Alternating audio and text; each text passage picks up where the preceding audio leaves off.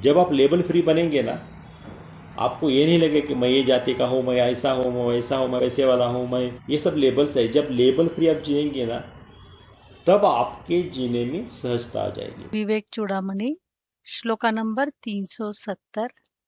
देहे प्राणेन्द्रियो मनो बुद्ध्यादिभिरुपाधिभिः येर्येर्वृत्ते समायोगास्तत्त्वभावस्य योगिनः। अन्वय: देह प्राण इंद्रिय मनोबुद्धि आदिभिः ये ये उपाधिभिः वृत्तेः समायोगः तत्तद्भावः अस्य योगिनः। अर्थ: देह प्राण इंद्रिय मन बुद्धि आदि उपाधियों की जिस जिस वृत्ति के साथ इस योगी साधक का संयोग होता है, वह उसी उसी भाव के साथ एकाकार हो जाता है। ये आज बहुत एक इम्पोर्टेंट चीज़ देखेंगे। जो भी हमारा आइडेंटिफिकेशन है, बॉडी आइडेंटिफिकेशन है, वो तो कंटिन्यू हो रहा है, उसको समझ रहे हैं। बाद में जाके वैराग्य मुक्ति के लिए के बारे में भी भगवान बहुत अच्छे से बताएंगे। वो उनका जो फिलॉसफी है मुक्ति के लिए, जो अद्वैत में आता है, उस पर थोड़ा और डीप जाएंगे आज। तो देखिए, आप अगर बुक की ये किताब के शुरुआत से अगर आप देखते हैं, तो मेन फोकस किस पे है? मेन फोकस ये है कि जिसको हम मैं बोलता हूँ, जिस चीज़ को, उसको एनालाइज कर रहे हैं। जैसे कि हमने देखा, एक होता है कि मैं गौणात्मा हूँ, मेरे जो सब टाइटल्स है उसको मैं बोलता हूँ और उसको सुखी दुखी होता हूँ। एक हो गया ये चीज़। दूसरी चीज़ ये है जो आती है, वो है मिथ्यात्मा। मैंने मेरा शरीर, मेरे जो 5 चीत्स है या 5 जो कि मेरे पार्ट्स है शरीर, उसको मैंने मैं माना, आइडेंटिफाई कर लिया। जैसे कि मैं मेरे स्थूल शरीर के साथ करता हूँ, फिर मैं जो मेरा प्राण है, वाइटल एनर्जी, उसके साथ करता हूँ, मनोमय कोश के साथ करता हूँ, विज्ञानमय कोश के साथ। तो इसके साथ मेरा आइडेंटिफिकेशन बन के मेरा दूसरा मैं तैयार होता है, जो कि मेरा, इसको हम मिथ्यात्मा बोलते हैं, जो इल्यूजनरी है। गौण तो नहीं पर मिथ्या है, ये ट्रू नहीं है। और तीसरा है हमारी ट्रू आइडेंटिटी, जिसको हम मुख्यात्मा बोलते हैं। जो भी हमारा मैं हूँ, जो मेरा एग्जिस्टेंस जो है, जो फीलिंग है, जो बिना ऑब्जेक्ट के आता है, जो ऑब्जेक्टलेस फीलिंग है, ब्रह्मन है, वो मैं हूँ। तो इसमें पूरा अगर आप देखेंगे, भगवान ये समझ जाने का ट्राई कर रहे हैं कि आप जिसको जिसको आई बोलते हो, वो आई क्या है। क्या वो आई परमानेंट है, ट्रांजिटरी है? आप कभी कभी उसको बोलते हो। आप आपके तीनों जो स्टेट्स है, जागृत स्वप्न सुषुप्ति, या तीनों में वो होता है एक्सपीरियंस, कहीं नहीं होता है। तो जैसे कि अगर आप स्थूल शरीर का जो एक्सपीरियंस है, वो सिर्फ आपको जागृत में होगा, स्वप्न और सुषुप्ति में नहीं होगा। फिर बता दें कि अगर वो चेंजिंग है तो ब्रह्मन नहीं हो सकता। तो फाइनली टारगेट क्या हो रहा है कि हम आइडेंटिफाई करें। जब तक आप उसको आइडेंटिफाई नहीं कर पाएंगे, जब तक आप उसको इंटरनलाइज नहीं कर पाएंगे आपके आइडेंटिटी को, तब तक आप गलत रास्ते पे जाएंगे। तब तक आप चीज़ों से सुख दुख लेंगे जहाँ से नहीं लेना है। तो अनुभव जी बार बार एक एग्जाम्पल देते हैं कि आई थिंक कोई तो पुराना मूवी है, चाहे जितेंद्र का मूवी है, उसमें हिंदू मुस्लिम तो वो जो लड़का है वो आता है और माँ को बोलता है कि ये मुसलमानों ने तो ये कर दिया, मतलब पूरा नाक में दम कर दिया। वो उनको मारने के लिए वेपन्स लेके जाने लगता है। तो उसकी माँ रोक के उसको बोलती है कि देख बेटा, तुझे आज बताना ज़रूरी है, तो एक्चुअली हिंदू नहीं है, तो मुस्लिम का बेटा था, लास्ट जब तू छोटा था राइट में तेरे पेरेंट्स मारे गए, मैंने तुझे उठा लिया, सब लोगों ने समझा कि मेरा बेटा है करके लोगों ने छोड़ दिया उसको। तो अभी तुझे जो करना है वो कर, तो वो एकदम ढीला पड़ जाता है, क्योंकि देखिए उसने खुद को हिंदू माना था इसलिए वो राइट में हिंदूज की तरफ जा रहा था। अभी उसको पता चला कि उसकी मान्यता पूरी बदल गई। जब तक हमारी मान्यता हमारे सोच के वजह से, हमारे विवेक के वजह से बदलती नहीं है, तब तक हम वो तरफ नहीं जा सकते। यही भगवान हमको बार बार अलग अलग तरीके से बता रहे हैं कि आप आइडेंटिफाई करो कि आप हो कौन। क्योंकि बहुत बार हमारा क्या होता है, हम भजन करने बैठते हैं, वो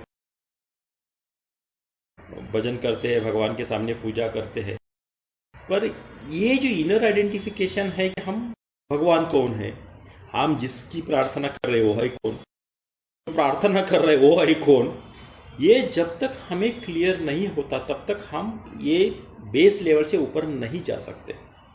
तो ये बेस लेवल हमको समझनी है। तो अब ये श्लोका में बहुत इंटरेस्टिंग आ रहा है। भगवान बता रहे हैं कि जब भी हम सोचते हैं कि कभी बोलता कि मुझे मैं आई एम टायर्ड, कभी हम बोलते हैं मैं एंशियस हूँ, कभी बोलते हैं मैं इंटेलिजेंट हूँ, कभी हम बोलते हैं कि मुझे बहुत स्ट्रेस आ गया है, कभी बोलते हैं मैं बहुत खुश हूँ, कभी बोलते हैं कि मैं बहुत दुखी हूँ। ये सब जो मैं है ना, ये आपका क्या है, ये आपका जो ईगो है वो किसी भी चीज़ के साथ आइडेंटिफाई कर रहा है। जैसे कि पानी लिया, पानी में लाल कलर डाल दिया तो पानी लाल बन जाता है। जैसे आपका ईगो अगर आपके स्थूल शरीर के साथ आइडेंटिफाई करेगा तो बोलेगा मैं ब्यूटीफुल हूँ, मैं अगली हूँ, मैं पावरफुल हूँ। अगर वही आपके प्राणमय कोश के साथ आइडेंटिफाई करेगा तो बोलेगा मैं भूखा हूँ, मैं प्यासा हूँ। तो ये आइडेंटिफिकेशन होने के बाद ही ये सब आ रहा है। तो भगवान ये बोल रहे कि आप जिस जिस चीज से उपाधि से जुड़ रहे हैं, आपका अनुभव वैसा बन रहा है। देखिए जब छोटे बच्चे होते हैं ना, तो हम कहीं जाते तो भाई छोटे बच्चों को डिस्कशन शुरू होता है, स्कूल क्या है, कौन सा टीचर अच्छा है, क्या पढ़ाते हैं, क्या नहीं पढ़ाते हैं, बच्चे कितना मोबाइल फोन देखते हैं, बच्चे कितना होमवर्क होता है, यही डिस्कशन होता है। क्योंकि हमने उस समय खुद को छोटे बच्चे के पेरेंट मान लिया। आइडेंटिफाई करने के बाद ही हमारा डिस्कशन शुरू होता है। आपके अगर बच्चे नहीं हैं तो आप ये डिस्कशन में पढ़ेंगे ही नहीं कभी, क्योंकि आपने खुद को माना नहीं है वो। तो भगवान यहाँ पे बोल रहे हैं कि आपका जो भी अनुभूति है वो आप उस उपाधि से जुड़ने के बाद ही शुरू होता है। बहुत इंपॉर्टेंट चीज है जो हमको समझनी है। जब तक आप ये ऑब्जेक्ट से डिस्कनेक्ट नहीं करेंगे तब तक आप जो भी उपाधियां से आइडेंटिफिकेशन होगा वो टिपिकली मिथ्यात्मा से होगा या गौणात्मा से होगा। तो ये बहुत हमको इम्पोर्टेंट है। तो ये जो हमारी उपाधियां है वो आत्मा नहीं हो सकता, क्योंकि जागृत में मैं पिता बनता हूँ, माता बनता हूँ, स्वप्न में भी बन सकता हूँ अपने दुनिया में, पर सुषुप्ति में नहीं बन सकता मैं। सुषुप्ति का अनुभूति अलग है, तो ये परमानेंट नहीं है। तो यहाँ पे ये चीज़ हम समझ रहे हैं। तो कंटिन्यूस वही आएगा आपको, जब तक आपके दिमाग में ये जो बैठी हुई क्या बोलते हैं गलत फहमियाँ हैं, जो भी हमारा शेप है कि मैं ये हूँ, मैं वो हूँ, वो अभी निकालना है। क्योंकि एक तो आवरण है, फिर हमको नॉलेज पता नहीं है, तो आवरण को तो कम से कम निकालना है। और ये बुक क्या कर रहा है, आपका आवरण निकालने का ट्राई कर रहा है। अज्ञान आवरण निकल गया तो अज्ञान अपने आप चला जाएगा, अज्ञान चला गया तो विक्षेप चला जाएगा। तो की क्या है, आपका आवरण निकालना है। आपको आइडेंटिफाई करने के लिए हेल्प करना है कि आप जो सोच रहे हो उसका मतलब क्या हो सकता है। अच्छा आगे चलिए। श्लोका नंबर 371 तन्निवृत्ति निवृत्त्या मुने सम्यक् सर्वोपरमनं सुखम् सौन्दृश्यते सदानन्द रसानुभवविप्लवः। अन्वय तत्तत् निवृत्त्या मुनेः सम्यक् सर्व उपरनं सुखम सौन्दृश्यते सदा आनंदरस अनुभव विप्लवः। अर्थ देह, इंद्रियों और आदि उपाधियों से संबंध की निवृत्ति के द्वारा मुनि माने मननशील साधक की सहज भाव से ही सभी प्रकार के बाह्य विषयों से भली भांति उपरति हो जाती है और उसे सदा ब्रह्मानंद रस की अनुभूति होती रहती है। तो भगवान यहाँ पे बहुत अच्छे से बता रहे हैं कि जब तक आपका उपाधि संयोग निवृत्त नहीं होगा तब तक आप इस जगत से ऊपर नहीं उठेंगे, तब तक आप परमानेंट स्टेट ऑफ हैप्पीनेस में नहीं जाएंगे। तो इसका एक एग्जाम्पल मुझे अच्छा लगता है, कोई स्वामी बताते थे कि कोई एक पर्सन है, थोड़ा वेट ज़्यादा है वो पर्सन का, तो फिर वो डाइटिशियन के पास जाता है और बोलता है कि मुझे वेट घटाना पड़ेगा, नहीं तो मुझे अभी डायबिटीज़ हो जाएगा। तो डॉक्टर साहब मुझे कुछ उपाय बता दीजिए। फिर डॉक्टर उसको बता देते कि ये खाना खाइए करके। फिर वो पूछता है, डॉक्टर साहब ये खाने से पहले खाना है या खाने के बाद खाना है? एक्चुअली डॉक्टर साहब ने उनको ये बोलना था कि आप जो अभी खा रहे हो बंद कर दो, ये कम वाला जो मैं दे रहा हूँ काउंट करके उतना ही खाना है। शुरुआत कहाँ से हो गई? ये पहले खाना है खाने की, अब खाने के बाद खाना है। हमारा भी ऐसा ही होता है। अभी जब भी हम किसी भी अध्यात्म में जाते हैं, आप भगवत गीता में पढ़ने जाइए या कोई भी दूसरे सहयोग में जाइए, कहीं भी जाइए, तो हमारा पहला सवाल वो गुरु से क्या होता है कि हम क्या करें ताकि हम मुक्ति की तरफ जाए। तो हम क्या सोच रहे हैं, हम दुनिया में जो कर रहे हैं वो करते रहेंगे, इसमें और कुछ ऐड करेंगे ताकि हम मुक्ति की तरफ चले जाए। ऐसा ही सवाल किसी स्वामी जी से पूछा किसी ने कि हम क्या करें, तो स्वामी जी ने बोला आप बहुत कुछ कर रहे हो, वो सब करना बंद करो अपने आप आपको मुक्ति मिल जाएगी। तो वो है हमारा, हम समझते हैं कि हम और दो एडिशनल चीज़ें करेंगे ताकि हम मुक्ति की तरफ जाएंगे। यहाँ पे भगवान क्या बोल रहे हैं, जो भी अभी हम कर रहे हैं, जो भी उपाधि के साथ हमारा संयोग हो रहा है, उसको बंद कर दो। कोई भी जो बड़ा बना है, कोई भी जिसकी मुक्ति हुई है, वो ये निवृत्ति के बाद ही हुआ है, उपाधि संयोग के साथ नहीं हो। हमको ये क्लियर अंडरस्टैंड करना है। अभी कोई बोलेंगे फिर ये तो पलायन हो गया कि मैं पिता खुद को समझता था, मैंने खुद को पिता समझना बंद कर दिया, तो फिर बच्चों के लिए कमाना बंद कर दिया, या बच्चों को एग्जाम कैसे चल रहा है उसको पूछना बंद कर दिया। मैं खुद को हस्बैंड समझता था, तो फिर मैं घर में सामान लाना बंद कर दिया, तो मैंने गृहस्थी बंद कर दी। इसका मतलब ये नहीं है, यहाँ पे पलायन नहीं है। हम वो चीजों की जो मानसिक ओनरशिप लेके चल रहे हैं ना, उसको घटाना है।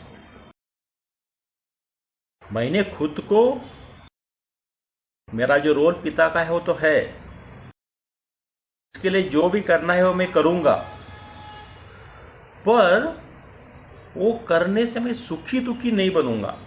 मैं ये नहीं बोला कि मैंने कर दिया करके। तो वो जो मानसिक ओनरशिप है ना, वो घटनी है अगर हम अपने प्रैक्टिकल के ले लेंगे तो। पर करना तो वैसा है, भागना नहीं है वहां से। ये नहीं बोला कि शारीरिक पलायन कर दो, वो नहीं, सिर्फ मानसिक ओनरशिप कम हो गई है। और फिर क्या होगा, हम जो बर्डन में जी रहे हैं ना कुछ बनने का, वो बर्डन चला जाएगा, फिर आप आत्मस्वरूप में आ जाएंगे। हम हर बार आप जाएंगे तो कुछ तो बन रहे हैं, किसी के सामने इंटेलिजेंट बनते हैं, किसी के सामने बेवकूफ़ बनते हैं, किसी के सामने स्पाउस बनते हैं, किसी के सामने पिताजी बनते हैं, माताजी बनते हैं। किसी के सामने ऑफिस में जाके एम्प्लॉय बनते हैं, तो हम कुछ तो बन रहे हैं ना, और बनने के बाद वो पैटर्न में जीती है। एक्चुअली बर्डन जो है ना हमको बनने का, वो निकलना चाहिए। इसका मतलब हमको वो ड्यूटी नहीं करनी है ऐसा नहीं है, वो जो बर्डन है वो घटना चाहिए। यहाँ पे यही बता रहे हैं। और एक बार ये भी देखना है, कभी भी शाम को अगर आप 5 मिनट मिले, जब सोच रहे हैं किसी चीज़ से बहुत दुख हुआ, किसी चीज़ से बहुत आनंद हुआ, किसी चीज़ से बहुत दुख को गुस्सा आया, तो आप ये सोचिए कि मैं किस भूमिका में ये सोच रहा हूँ। आप कोई तो भूमिका लेके सोच रहे हैं। बच्चे मेरा नहीं सुने, वो भूमिका क्या है? पिताजी। मेरे स्पाउस को मैंने बोला, उसने सुना नहीं, या उसने सुना नहीं। आप स्पाउस की भूमिका लेके देख रहे हैं। आप देखिए आप किस भूमिका से सुखी दुखी हो रहे हैं। क्या वो भूमिका इतनी जरूरी है जो आप कर रहे हैं, या वहाँ पे सिर्फ आपका कर्तव्य कर्म करके निकल जा सकते थे? ये सोच आनी चाहिए, ये एनालिसिस हर रोज होना चाहिए। कहीं भी आप ट्रैवल कर रहे, वॉकिंग कर रहे, तो दिन भर घटा हुआ 2-3 इंपॉर्टेंट चीज़ें लीजिए। सोचिए कि किसने मुझे दुखी बनाया, किसने मुझे सुखी बनाया, किसने मुझे गुस्सा दिया, किसने मुझे थ्रेटन किया आज दिन भर में, और वो चीज़ मैं किस भूमिका में जी रहा था। आप ब्राह्मण बन के इसमें से कुछ भी नहीं होगा, बिकॉज नॉन चेंजिंग रियलिटी है। आप कोई तो भूमिका निभा रहे, कोई तो आइडेंटिफाई कर रहे किसी भी चीज़ के साथ, फिर आप वही आ रहे। तो जब वो आइडेंटिफाई करके उसको थोड़ा सा ढीला कर देंगे, तो जिंदगी में बदलाव आना शुरू हो जाएगा। आगे चलिए। श्लोका नंबर 372। वैराग्य से कामनाओं तथा विषयों का त्याग। अंतस्त्यागो बहिस्त्यागः विरक्तस्यैव युज्यते। त्यजन्त्यन्तर् बहिः संगम विरक्तस्तु मुमुक्षया। अन्वय। अंतस्त्यागः बहिस्त्यागः विरक्तस्य एव युज्यते। विरक्तः तु मुमुक्षया अंतः बहिः संगम त्यजति।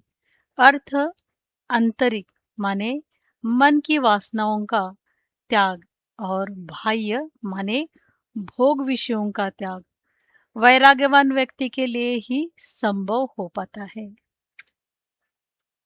वैरागी व्यक्ति मोक्ष की प्रबल इच्छा से आंतरिक एवं बाह्य आसक्तियों का त्याग कर देता है।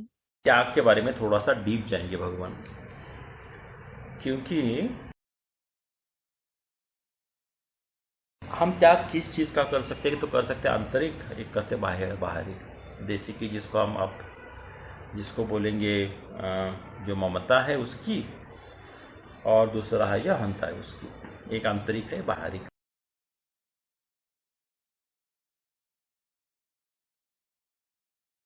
सपोज हमने क्या कर दिया कि बाहरी त्याग कर दिया। जैसे कि हम बोले कि हम आज से मीठा खाना बंद करेंगे, पर मन में मीठे के बारे में प्यार हमारा गया नहीं, तो क्या होगा? टिपिकली आप साइकोलॉजी में अगर पढ़े हैं तो जानते होंगे कि मन में 2 चीज, उसको दूसरा बोलते हैं रिप्रेशन। सप्रेशन मतलब आप दबा के उसको तो रोकते हैं, नहीं करेंगे, कुछ भी हो जाए नहीं करेंगे, करना चाहते पर नहीं करेंगे, इसको बोलते हैं सप्रेशन। दूसरा होता है रिप्रेशन, मन आपका खुद ही उसको दबाता है। जैसे कि आपको एक क्लासिकल एग्जांपल देते हैं। जैसे कि अगर आपको शाम को किसी डेंटिस्ट की अपॉइंटमेंट है, तो क्या होगा? आप जानते हैं कि डेंटिस्ट के पास जाके अगर आपको रूट कैनल करना है तो बहुत पेन होने वाला है। तो मन या आपका जो चित्त है वो क्या करेगा? वो विचार आने नहीं देगा, मन अंदर ही अंदर दबा देगा उसको रिप्रेशन बोलते। विचार नहीं आएंगे तो आपको उसका डर ज़्यादा नहीं लगेगा। तो अगर आपने बाहर से किया और अंदर से वो चीज़ ये नहीं हुई है, उसकी इम्पोर्टेंस नहीं चली गई है, तो क्या हो जाएगा, आपका रिप्रेशन हो जाएगा। मोस्ट ऑफ रिप्रेशन, सप्रेशन है तो ज़्यादा देर तक नहीं चलता है। तो हम जानते हैं कि कोई बोलेगा कि मैं ये नहीं करूँगा, ये नहीं करूँगा, आप 1 महीना नहीं करेंगे, 2 महीना नहीं करेंगे, 3 महीना नहीं करेंगे, चौथे महीने शुरू कर देंगे, होल्ड नहीं कर सकते उसको। अगर आपने बोला कि आपको आंतरिक नहीं चाहिए पर बाहरिक चाहिए, तो वो क्या हो जाएगा,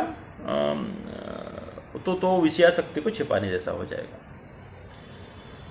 तो करना क्या है कि हमको 2 आंतरिक, मतलब बाहर से वो चीज़ करनी रोकनी है, दूसरी वो चीज़ के बारे में हमारा जो प्यार है वो रुकना है। सो बाहर का क्या होता है, आपका बाहर का है संग, जो है वस्तु, व्यक्ति, स्थिति, परिस्थिति, वो सब जो बाहर का है। और आंतरिक क्या होगा, आपकी जो मान्यता है, आपकी जो स्मृतियाँ है, आपकी जो कल्पना है, आपका जो अहंता है, ये सब आंतरिक है। शुरुआत हमको क्या करना पड़ेगा, दोनों को करना पड़ेगा। जिसका दोनों हुआ है, जिसका दोनों के बारे में विरक्ति आई है, तो वही साधना के लिए योग्य है करके भगवान बता। और मुमुक्ष के लिए दोनों प्रकार की जो संग है वो छोड़ना पड़ेगा। मुमुक्ष जिसको मोक्ष की इच्छा है उसको, तो जो विरक्ति है बहुत इंपॉर्टेंट है। जब तक विरक्ति नहीं आएगी, हम कुछ करना चाहेंगे पर हम बाहर नहीं रह पाएंगे, हम फिर से उसमें अंदर घुस जाएंगे, कोई चीज में फंस जाएंगे। अच्छा, आगे चलिए। श्लोका नंबर 373। बहिस्तु विषये संगम तथांतर अहमादीधि। बहिस्तु विषये संगम तथांतरम अहमादिभिः विरक्त एव शक्नोति त्यक्तुं ब्रह्माणि निष्ठतिः। अन्वय: तू विरक्तः ब्राह्मणि निष्ठतः एव बहि विषये तथा अन्तः अहम आदिभिः संगम त्यक्तुं शक्नोति। अर्थ: केवल विरागी ब्रह्मनिष्ठ व्यक्ति ही बाह्य भोग विषयों के प्रति आसक्ति और अहंकार तथा राग, द्वेष आदि आंतरिक आसक्ति का त्याग कर सकता है। बहुत इंटरेस्टिंग कथा है जो मुझे बहुत अच्छी लगी। तो उसमें जीवन मुक्त का है वो, तो उसमें बहुत अच्छा दिया है कि भगवान याज्ञवल्क्य, उनकी जो पत्नी है, उनकी 2 पत्नियां हैं, एक मैत्रेय और दूसरी Katyayani. Actually I don't know whether this is symbolic. Maitreya है वो ज्ञानी है, कात्यायनी है वो वर्ल्डली है। तो दोनों का उसमें बहुत अच्छे से कॉन्ट्रास्ट दिखाया है, दोनों सोचते कैसा है।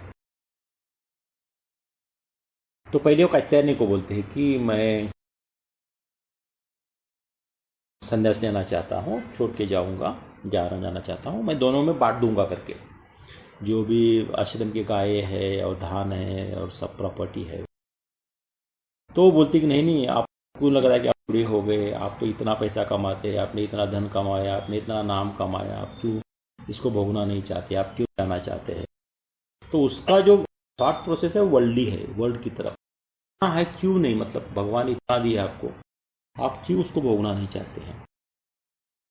तो वो हमको सेम थिंग मैत्री को बोलते हैं। तो मैत्री बोलते हैं, पूछती है उनको, आप ये चाहते हैं कि हम दोनों में ये ना हो, इसीलिए कलह ना हो, इसलिए आप जो है वो बांट के देना चाहते हैं। पर मेरे समझ में ये नहीं आ रहा है कि आपको ऐसा क्या मिला जिसके लिए आप सब छोड़ के जा रहे हैं। सवाल तो सेम ही है, पर वो देखिए कॉइनिशन कैसा है। तो वो बोलती है, तो आदमी फटा हुआ कपड़ा भी कोई थ्रो नहीं करता। जैसे ही देखिए घर में कोई फटा कपड़ा है तो हम क्या बोलते हैं, नहीं चलो पोछा लगाने के काम आएगा या किचन क्लीन करने के काम आएगा। तो आदमी तो फटा हुआ कपड़ा भी नहीं छोड़ता है। आप ये सब छोड़ के कहाँ किस लिए जा रहे हैं? तो वो ज्ञानी है, सोच जो है वो ज्ञानी की सोच है। तो वो बोलते हैं कि ये छोड़ के मैं वो हाइयर अप ले जा रहा हूं, मैं ब्रह्मन में विलीन होने जा रहा हूं जो दुनिया से ऊपर है। तो हमारा भी वही प्रॉब्लम है। देखिए, अगर हम कुछ चीज छोड़ रहे हैं तो हमको उससे बड़ा कुछ मिलना चाहिए, नहीं तो हम नहीं छोड़ेंगे। जब तक आपको जो कर रहे हैं उससे बड़ा नहीं मिलेगा तब तक नहीं छोड़ेंगे ना। अगर आपको 5 लाख का नौकरी कर रहे हैं, किसी ने 15 लाख का दे दिया, तो आपको 5 लाख का छोड़ के जाएंगे ना। वहाँ दोस्त है, वहाँ सब कुछ है, अच्छा है, घर के बाजू में है, वो छोड़ के 15 लाख के लिए दूसरी सिटी में जाएंगे आप, क्योंकि आपको कुछ हायर मिल गया। तो जब भी आप ये जो आइडेंटिफिकेशन है, जो मिथ्यात्मा है, जो गौणात्मा है, उसको छोड़ना है तो आपको ये तो सोचना पड़ेगा कि इससे रिप्लेस मैं हायर किसी से कर रहा हूँ। ये आप ये नहीं बोल सकते कि मैं किसी से रिप्लेस नहीं कर रहा हूं। अगर आप हायर किसी रिप्लेस नहीं कर रहे तो आप तमोगुनी बन रहे हैं। आप थे अब तक तो रजोगुनी थे, जो करते थे वो भी बंद करते तो तमोगुनी बन गए। वो नहीं होना है ना, सत्वगुनी बनना है, सत्वगुण से गुणातीत की तरफ जाना है। तो फिर आप रिप्लेस किससे कर रहे हैं? तो इसीलिए जब आप भगवत गीता पढ़ते हैं तो वहां पे क्या बोलते हैं, यज्ञ दान तप। तो अभी आप स्वार्थ से कर रहे हैं, उसको रिप्लेस करो यज्ञ दान तप से। सो जो भी आप डिजायर ड्रिवन लाइफ जी रहे हो वो आप ड्यूटी ड्रिवन जीना शुरू कर दो। तो आपने हाइयर से रिप्लेस कर दिया। तो यहां पे भी यही बोल रहे हैं कि अगर ब्रह्म में आपको स्थित होना है तो आपको ये दोनों भी छोड़ना पड़ेगा, और फिर आपको किसी हाइयर अप से उसको ये करना पड़ेगा। हाइयर अप क्या है एक्चुअली? यहाँ पे परमानेंट स्टेट ऑफ हैप्पीनेस, ये हाइयर अप है। क्योंकि हम ढूंढ क्या रहे हैं दुनिया में? दुनिया में कोई भी दुख नहीं ढूंढ रहा है, हम सब ढूंढ रहे हैं आनंद को ही ना। तो बोलते हैं जब आप मुक्ति होगी तो आपको परमानेंट स्टेट ऑफ हैप्पीनेस मिलेगा, हाईएस्ट पॉसिबल आनंद मिलेगा। उसके लिए तो हम सब कर रहे हैं। तो उस समय क्या होगा ये, पर हमको कैसा मिलता है पता नहीं है। वो हम अभी तक क्या है कि हम जो ऑब्जेक्ट्स है उनको पकड़ के, मतलब माया में इंडल्ज करके हम सोचते हैं कि हमको मिलेगा। वो एक्चुअली हमको मिलेगा कैसा? ऑब्जेक्ट को छोड़ के। जो भी ऑब्जेक्ट के प्रति हम फंसे हुए हैं, भले आपका अहंता हो या ममता हो, वो जब छोड़ेंगे तभी आपको वो मिलेगा।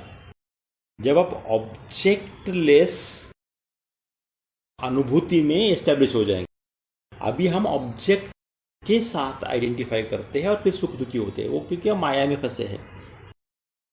तो यही है वैराग्य। वैराग्य हमको करना है, पहले तो छोड़ना पड़ेगा बहुत सारी चीज़ें, और छोड़ते समय हमको क्लियर होना पड़ेगा हम किसी हायर अप के लिए जा रहे हैं। तो हायर अप क्या है, आगे चलिए। श्लोका नंबर 374। विवेक वैराग्य मुक्ति के सहायक है। वैराग्य बोधो पुरुषस्य पक्षिवत्, पक्षो विजानीहि विचेक्षणं त्वं, विमुक्ति सौदाग्र तलोधिरोहणं, ताभ्यां विना न्यान्नतरेण सीदति। अन्वय: हे विचक्षण, त्वं विजानीहि वैराग्यबोधो पुरुषस्य पक्षिवत् पक्षो, ताभ्यां विना विमुक्ति सौदाग्र तल अधिरोहणम अन्यतरेन न सीधती। अर्थ: हे विचारशील वत्स, जान रखो कि वैराग्य और बोध माने विवेक साधक के लिए पक्षी के 2 पंखों के समान है। इन दोनों के बिना इसमें से केवल एक के द्वारा मुक्ति रूपी भवन के सर्वोच्च तल पर आरोहण करना संभव नहीं है। थोड़ा सा आगे जा रहे हैं भगवान। यहाँ वेरी सिंपली है एक्चुअली। यहाँ पे कुछ माधवानंद वगैरह जो स्वामी जी है उन्होंने कहा है कि ये साधना समझना है। टिपिकली जो साधना है ना, हर एक पात में अलग अलग होती है। वो साधना का संरचना करते हैं या रचना करते हैं या कंस्ट्रक्ट करते हैं साधना कैसी करनी है। अगर आप द्वैत में जाएंगे या अगर आप वर्ल्डीज में जाएंगे तो वहाँ पे साधना क्या होगी?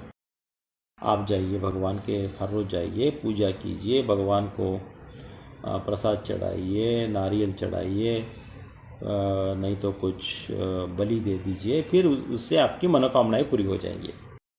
आपको प्रॉपर्टी मिलेगी, आपको बच्चे होंगे, आपको प्रमोशन मिलेगा, संबंध संग्रह सब मिल जाएगा। वो साधना की संरचना है उनके लिए।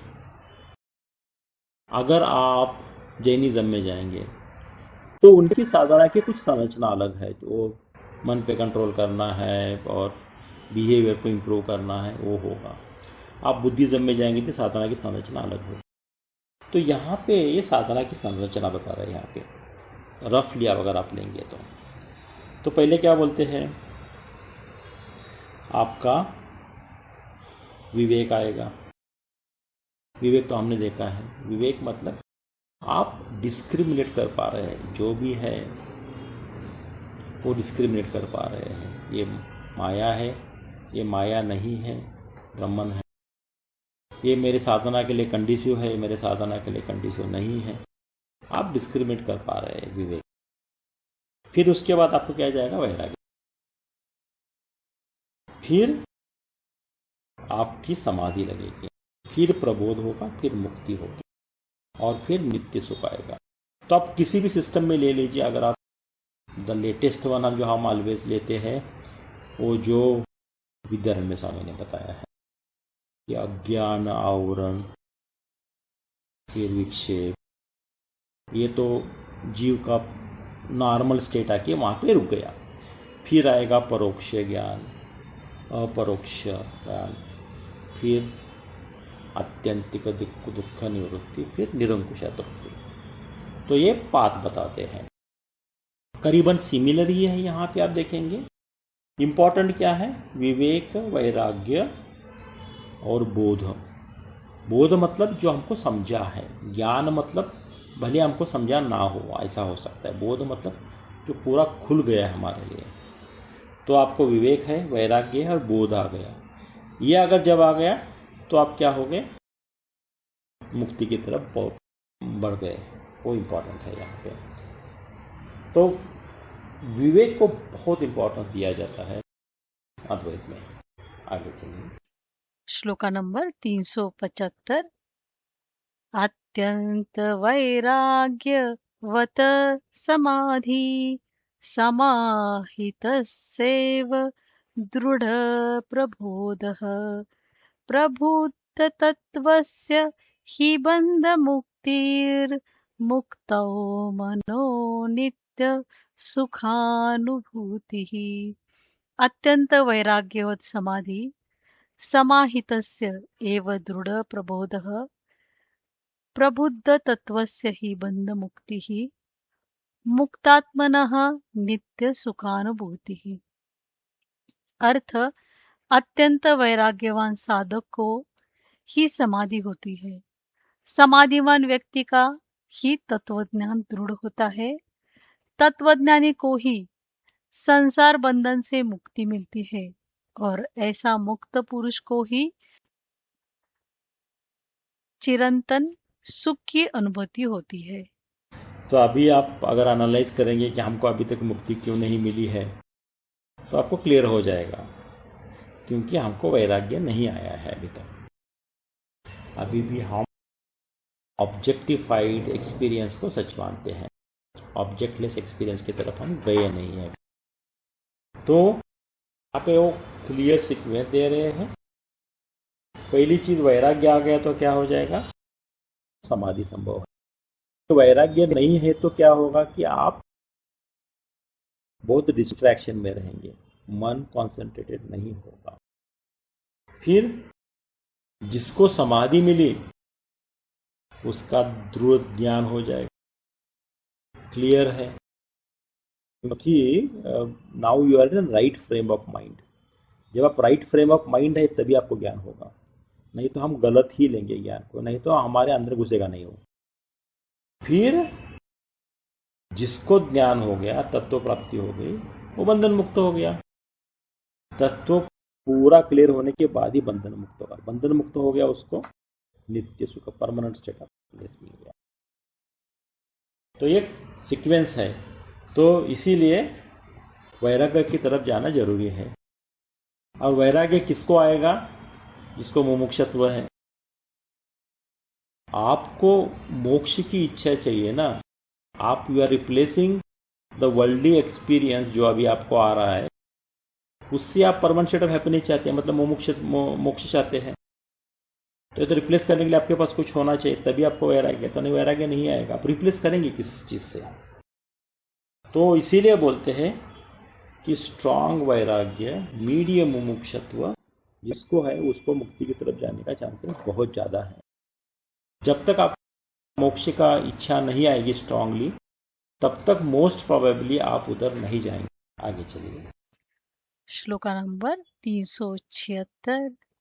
वैराग्यं परमं सुखं जनकं पश्यामि वशात्मनः तच्छेच्छुद्धातरात्मबोधसहितं स्वराज्य साम्राज्य दुःख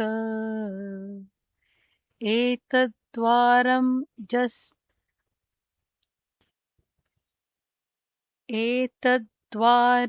जस्नमुक्तिर्युवतेर्यस्मात्मम् अस्मात् परम् सर्वान्ना स्पृहया सदात्मनि सदा प्रज्ञानं कुरु श्रेयसे। अन्वय: वशात्मनः वैराग्यवत् परं सुखस्य जनकं न पश्यामि तच्चेत् शुद्धतर आत्मबोध सहितं स्वराज्य साम्राज्य दुःख यस्मात् अजस्र मुक्ति युवतेः एतत् परं द्वारम् अस्मात् त्वं सर्वत्र अस्पृहया सदा श्रेयसे सदा आत्मनि प्रज्ञानम कुरु। अर्थ: संयमी व्यक्ति के लिए वैराग्य से बढ़कर दूसरा कोई भी सुख का साधन मेरे देखने में नहीं आता। यह वैराग्य आदि अति शुद्ध आत्मबोध से जुड़ा हो तो उससे स्वाधीन साम्राज्य का सुख भोग होता है, क्योंकि यह चिरंतन मुक्ति रूपी युवती तक ले जाने का श्रेष्ठ द्वार है। अतः तुम सभी अवस्थाओं में स्पृहा रहित्य की सहायता से नित्य श्रेयस अर्थात मुक्ति की प्राप्ति हेतु सर्वदा अपनी प्रज्ञा को आत्मा में स्थापित करो। बहुत स्ट्रांग स्टेटमेंट भगवान यहाँ पे कर रहे हैं। और स्ट्रांग स्टेटमेंट का ये है, देखिए कि स्वराज्य साम्राज्य देता है खुद का। खुद के मन पे आप राज्य कर सकते हो, क्योंकि अब तक क्या होता है, हम ऑब्जेक्ट ड्रिवन स्लेवरी में हैं। जैसे कि ऑब्जेक्ट का एक्सपीरियंस हमें है ना, कि ये खाना खाया, ये किया, ये पोजीशन है, ये संबंध है, ये संग्रह है। ये ऑब्जेक्ट ड्रिवन स्लेवरी है हमारे लिए। 10 रुपये भी गिर गए कहीं तो दुख होता है। क्यों होता है? क्योंकि हम वो ऑब्जेक्ट के स्लेव बन गए हैं। ये तो दुख होने का कारण ही नहीं है ना। तो वैराग्य से क्या होगा, आप ऑब्जेक्ट ड्रिवन स्लेवरी से मुक्त हो जाएंगे। तो आप स्वराज्य साम्राज्य मिलता है आपको। मतलब आप खुद के मन के स्वराज्य पे आप साम्राज्य, या आप खुद के राजा बनेंगे। अभी आप खुद के गुलाम हैं। और इंपॉर्टेंट क्या बोल रहे हैं भगवान, वैराग्य से बढ़कर दूसरी कोई भी चीज नहीं है। अगर आपके पास बहुत स्ट्रांग वैराग्य है और आत्मबोध है तो नथिंग लाइक दैट। क्योंकि जो वैराग्य आया है वो आत्मबोध से अगर आता है तो आप डेफिनेटली हायर लेवल पे चले गए। तो आप खुद के मालिक बनेंगे और परमानेंट स्टेट ऑफ हैप्पीनेस रहेंगे। आपको दुनिया की व्यक्ति वस्तु घटना परिस्थिति से सुख दुख नहीं आएगा, वो आपको कंट्रोल नहीं करेंगे, आपको माया कंट्रोल नहीं करेंगी। वो स्टेट कब है? जब आप वैराग्य में जाएंगे तब। बहुत स्ट्रांग वैराग्य होना चाहिए और उसके साथ आत्मबोध होना चाहिए। हमको पता होना चाहिए कि हम कौन है, हमारे बिहेवियर का रीज़न क्या है। यहाँ पे किसी भी चीज़ को देखिए, यहाँ पे जब अद्वैत में आप जाते हैं तो यहाँ पे कोई भी चीज़ फोर्सफुली नहीं होती है। ये नहीं बोलते कि ऐसा मत करो, नॉनवेज मत खाओ, ये मत करो, वो मत करो, ऐसा नहीं है। यहाँ पे आत्मबोध से आप खाना छोड़ देंगे। आपने छोड़ा है क्योंकि आप जानते हैं इसका कुछ मतलब ही नहीं निकलता। अगर आपको बीमार पड़ के खाना पड़ेगा तो भी आपको खाने के लिए कोई तकलीफ नहीं है। तो ये है कि जो भी आपका है वो आत्मबोध से निकला है और वैराग्य। आप उससे सुख नहीं ढूंढ रहे, आप उससे आनंद नहीं ढूंढ रहे हैं। अगर आप किसी चीज़ से आनंद नहीं ढूंढ रहे हैं तो आप अगर करेंगे तो करेंगे इसीलिए कि कोई जरूरी है, इसीलिए सुख दुख के लिए नहीं। तो यहाँ पे ये बहुत इंपॉर्टेंट है कि वैराग्य बहुत स्ट्रांग होना जरूरी है। और यहाँ पे वैराग्य का अर्थ क्या है? उपकरण उपयोग में हो पर उसकी मांगों का सेवन ना करें। जो भी आपका उपकरण है उसका इस्तेमाल कीजिए। आपके पास पैसा है, रिलेशनशिप्स है, उसका इस्तेमाल कर दीजिए, पर उसका सेवक मत बनिए। ये नहीं है तो मेरा क्या होगा, ऐसा नहीं होना चाहिए। तो ये ही वैराग्य है। आगे चलिए। श्लोका नंबर 377। ध्यान या आत्मचिंतन ज्ञान प्राप्ति का साधन है। आशाम छिन्द्वीम विषयोपमेषु विषयेष्वेव मृत्योकृति स्तक्त्या जाति कुलाश्रमेष्वभिमतिम् मुच्चान्ति दूरात् क्रिया देहाद्धावसति त्याज्यात्मधीशनाम् प्रज्ञानां कुरुष्वात्मनि त्वं दृष्टास्य मनोऽसि निर्द्वय परं ब्रह्मासि यद्वस्तुतः। अन्वय। विषय उपमेषु विषयेषु आशां छिन्द्वी येषाम् एव मृत्योः कृतिः जातिकुल आश्रमेषु अभिमतिं त्यक्त्वा क्रियाः अतिदूरात् मुञ्चः। असति देह आदौ आत्मधीशनां त्यज्य आत्मानि प्रज्ञां कुरुष्व यत्त्वं वस्तुतः दृष्टा असि अमनः असि निर्द्वय परम ब्रह्म असि। अर्थ। विष के तुल्य भोग विषयों की आशा को छिन्न कर डालो, क्योंकि यह मृत्यु का रूप है। जाति कुल आश्रम का अभिमान त्याग कर सकाम कर्मों को बहुत दूर से छोड़ दो। मिथ्या देह आदि में आत्मबुद्धि का त्याग करो। अपनी प्रज्ञा को आत्मा में स्थिर करो, क्योंकि तुम स्वरूप से दृष्टा मात्र हो, मन के भी अतीत हो और अद्वय परम ब्रह्म हो। तो ये उपदेशात्मक भगवान ने बताया है। मैं इसको थोड़ा सा फिर से उपदेशात्मक ना लेके इसको मैं डिस्क्रिप्टिव करता हूँ। यहाँ पे भगवान क्या बोल रहे हैं? अगर आप वो स्टेट में जाएंगे जहाँ पे हम जिसको मुक्ति बोलते हैं, तो वो स्टेट में आपका क्या क्या होगा देखिए। पहली चीज़ होगी कि जो विषय आशा है, जो डिज़ायर्स है, वो नहीं होंगे। दूसरी चीज़, जो चीज़ों का आप अभिमान लेके चल रहे हो ना, मेरी जाति ये है, मैं क्षत्रिय हूँ, मैं ब्राह्मण हूँ, मैं वैश्य हूँ, मैं शूद्र हूँ, जो भी जाति है, आपका जो कुल है, आपका जो आश्रम है, मैं हूँ गृहस्थी में हूँ, गृहस्थी बड़ा होता है, ये कर सकते हैं, ये सब का आपने अभिमान छोड़ा होगा। आप जो भी है आपको कुछ फर्क नहीं पड़ता, क्योंकि आप जानते हैं ये सब उपाधियाँ है, ये सब गौणात्मा है। और आप जो भी कर्म कर रहे हैं उसकी आसक्ति नहीं है, मतलब निष्काम कर्म कर रहे हैं आप। और देह में जो आत्मबुद्धि है उसको आपने छोड़ दिया प्रज्ञा से।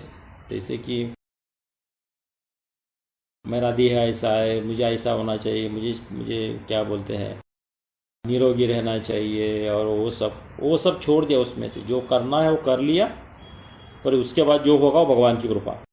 ऐसा होगा जब आप अद्वितीय परब्रह्म हो चुके हो, मतलब आपकी मुक्ति हो चुकी है। देखिए ये बहुत इंपॉर्टेंट है, मैं फिर से रिपीट कर रहा हूँ। एक तो डिजायर ड्रिवन लाइफ जीना छोड़ दिया, नो डिजायर्स, जो भी जी रहे ड्यूटी ड्रिवन जी रहे हैं। तीसरी चीज, आपने जो भी आपके गौणात्मा है, मेरी जात, कुल, मेरे रिलेशनशिप्स, मेरा आश्रम, ये सबसे आपको कुछ लेना देना नहीं है। और आप जो शरीर में अहंता में जो फंसे हैं उससे ऊपर चढ़े हैं। ये चार चीज़ें जो कर सकता है उसकी मुक्ति हो गई। और ये जब हम पढ़ते हैं तो एक चीज़ लगता है कि जो सत्य है ना वो लेबल फ्री होता है। अगर आप सिंपल वर्ड्स में बोलेंगे, ये सब लेबल्स है। जब आप लेबल फ्री बनेंगे ना, आपको ये नहीं लगे कि मैं ये जाति का हूँ, मैं ऐसा हूँ, मैं वैसा हूँ, मैं पैसे वाला हूँ, मैं इतना पढ़ा लिखा हूँ, मैं इतना गरीब हूँ। ये सब लेबल्स है। जब लेबल फ्री आप जिएंगे ना, तब आपके जीने में सहजता आ जाएगी। तो ये देखिए, कभी कभी ये लगता है कि जब भी डिस्कशन होता है कि हमारे धर्म में इतना जाति सिस्टम है यार, इतने बैड लेवल तक चला गया। जो भी लोग जाति सिस्टम किए हैं, जो भी बैड लेवल तक चले गए ना, उन्होंने ये पढ़ा नहीं है। जो कि इतने इम्पॉर्टेंट हाईएस्ट लेवल का ज्ञान है, यहाँ पे बोला कि सबको छोड़ दो, इसके पीछे मत दौड़ो भाई। उसको पढ़ा नहीं है उन्होंने, वो उसको पकड़ के बैठे हैं। तो वो लोग पॉलिटिक्स कर रहे हैं, ज्ञान नहीं है वो। तो हमारे समाज में जाति की वजह से जो बुराई आ गई वो सब पॉलिटिक्स है, वो ज्ञान नहीं है। ज्ञान में तो बताए छोड़ दो, उसका कुछ मतलब ही नहीं। आपको तो हर एक आदमी को मुक्ति के लिए काम करना है। मुक्ति के लिए काम करना, पहली चीज़ है तो ये छोड़नी है। ये छोड़ने के बाद मुक्ति कभी नहीं मिलेगी आपको। तो पहले वो छोड़ने के लिए बोला है। तो हम वो ज्ञान के बारे में कभी बात नहीं करते, बात जो होती है वो पॉलिटिक्स की होती है। और ये कहते हैं श्लोका नंबर 378। लक्ष्ये ब्राह्मणी मनसं दृढ़तरं संस्थाप्य बाह्येन्द्रियं स्वस्थाने विनिवेक्ष निश्चलतनु चोपेक्ष देहे स्थितिम् ब्रह्मात्मैक्यमुपेत्य तन्मय तया चाकण्ड्यवृत्त्यानिशम् ब्रह्मानन्दरसं पिबात्मनि मुदा शून्ये किमन्येर्भृशम्। अन्वय। लक्ष्ये ब्राह्मणे मनसं दृढ़तरं संस्थाप्य बाह्य इंद्रियं स्वस्थाने विनिवेक्ष्य च निश्चलतनुः देहस्थितम् उपेक्ष्य ब्रह्मात्मैक्यम् उपेत्य च तन्मयताया अखण्डवृत्त्या अनिशम् आत्मानि मुदा ब्रह्मानंदरसं पीब अन्यो शून्य है भृशम किम।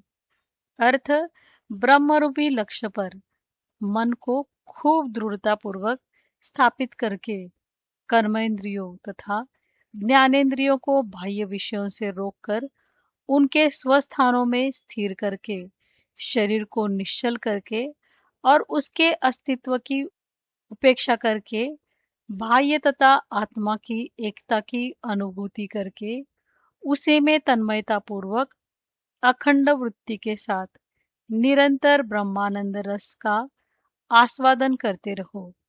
अन्य निस्सार फल देने वाले अनुष्ठानों से क्या लाभ। बहुत स्ट्रांग भगवान यहाँ पे बता रहे हैं। देखिए फिर से क्या बोल रहे हैं, जो ब्रह्म है वो लक्ष्य मन में दृढ़ करो। आपका टारगेट है ब्रह्मन, बाकी कुछ भी नहीं है। फिर इंद्रियों को रोको और देह की स्थिति की चिंता छोड़ो। हमारा सबसे ज़्यादा टाइम तो देह की चिंता के पीछे चला जाता है। इवन मैंने कितना सेविंग किया है उसके पीछे यही होता है कि मुझे बुढ़ापे में कोई देखेगा कि नहीं। तो सभी जो जा रहा है वो देह की तरफ जा रहा है, उसकी चिंता छोड़ो और ब्रह्म ऐक्य के बारे में सोचो और अखंड आत्मा में विलीन हो जाओ। देखिए यहाँ पे एक वेरी इंटरेस्टिंग चीज़ है। तो जैसे कि मैं पहले ये बोला कि वो डॉक्टर का एग्जांपल दिया था ना, देखिए Brahman is not object to be reached. हम ब्रह्मन का ऑब्जेक्ट जैसा रीच करने का ट्राई करते हैं। It is a not object, it's a objectless realization. जो भी हम ऑब्जेक्ट के पीछे दौड़ रहे हैं उसको हम जब छोड़ देंगे तभी जो हमको अनुभूति होगी वो अनुभूति है। उसका एक एग्जाम्पल और आई थिंक अनुभवानंद जी ने दिया था कि कोई छोटा पंछी होता है, बर्ड होता है, उसको क्या हुआ, एक मांस का टुकड़ा मिल गया। तो फिर वो मांस का टुकड़ा लेके हवा में चला गया। फिर उसके पीछे बड़े बड़े पक्षी लग गए वो मांस के टुकड़े के लिए। वो सोच रहा है अगर मैं तो इतना छोटा हूँ, मेरे पीछे क्यों सब लगे हैं। तो गिद्ध लगे हैं उसके पीछे, फाल्कन लगे हैं उसके पीछे। तो फिर उसने क्या कर दिया, मुंह में जो पकड़ा था टुकड़ा मांस का वो छोड़ दिया। तो सब पंछी जो उसके पीछे दौड़ रहे थे वो मांस के टुकड़े के पीछे चले गए, वो तो फ्री हो गया। तो हमने दुनिया को पकड़ के रखा है, इसीलिए दुनिया भर की चीजें हमारे पीछे दौड़ रही हैं। जिस समय हम दुनिया को ड्रॉप कर देंगे ना, तो दुनिया भर की चीजें हमारे पीछे दौड़ रही अपने आप रुक जाएंगी। तो हमको एक्चुअली क्या करना चाहिए, ऑब्जेक्ट बेस्ड या ऑब्जेक्ट डिपेंडेंट लाइफ हम जी रहे हैं ना, उससे थोड़ा सा घटना है। टेक्निकल हो रहा है, बहुत ज़्यादा discussion, I know it, but ये जब तक आप उसको पकड़ नहीं पाएंगे तब तक आप वो लेवल तक नहीं जा पाएंगे। क्योंकि वो लेवल तक जो भी गए ये सोच के ही गए हैं, उसके बगैर आप वो लेवल तक नहीं जा पाएंगे, लोअर लेवल पे ही रहेंगे। ठीक है, तो यहाँ पे छोड़ देते हैं। शायद ज़्यादा टेक्निकल हो गया वो आज, पर फाइनली घूम फिर के वही आ रहा है कि आप किस चीज़ को इम्पोर्टेंस दे रहे हैं। एक तो आपको ऑब्जेक्ट बेस से ऑब्जेक्ट लेस की तरफ जाना है। Object less is more important than object base, क्योंकि वो परमानेंट स्टेट ऑफ हैप्पीनेस है। उसको जाने के लिए आपको सब ऑब्जेक्ट्स को ड्रॉप करना पड़ेगा जो आपके बाहर से आ रही है ममता से, और जो आपके अहंता से भी आ रही है। ये जब होगा इसको आप वैराग्य बोलेंगे। सब ऑब्जेक्ट्स को डाल दिया, वो अगर वैराग्य आ गया, आपके पास ज्ञान आ गया, ज्ञान से वैराग्य आ गया, तो अब अपने आप दुनिया आपसे हट जाएगी, आपके सर पे नहीं बैठेगी वो पंछी जैसा। फिर आप परमानेंट स्टेट ऑफ हैप्पीनेस में चले जाएंगे। तो ये सब कनेक्शन से उसका है। मैं यहाँ पे रोक देता हूँ आज। अगर मैं कुछ भूल गया तो ऐड कर दीजिए, कुछ अगर क्लैरिफाई करना है तो क्लैरिफाई कर दीजिए उसमें, अगर आपको कुछ और डायमेंशन से बता सकते हैं तो। और कोई समरी करना है तो प्लीज़ समरी कर दीजिए।